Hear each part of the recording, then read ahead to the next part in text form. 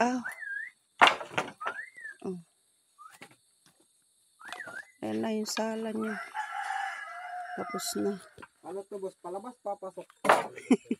Kainin ka niyan, Seg. Sinarhan niyan lahat. Oh, yan yung likod. Sinarhan nila. Ito yung sala. Pinag-ubusan nila ng oras yan talaga, mamaya mga pagkuha na yan na maliliit na kahoy. Ganon din sa kabila. Oh. Yan na yung sala nyo. Yan ang ginawa nila ngayong maghapon.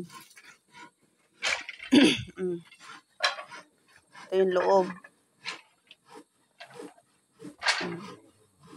Ayun, yung pinulik na isang piraso. Yan yung nagawa. Pintuan.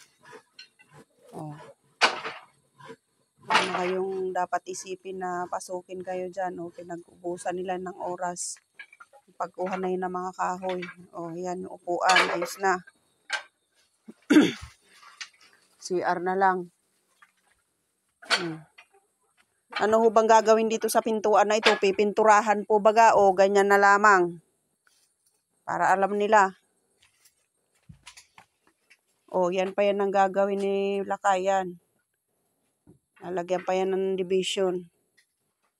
O, itong kabila. Eh, sabi nyo, wag na lagyan. O, di yan na, wag na. Itong CR, wala pa pong nagawa dito kasi wala akong plain sheet. O, yan na lang gawin nila. Tsaka yung pintuan na yan. Tsaka yung bintana.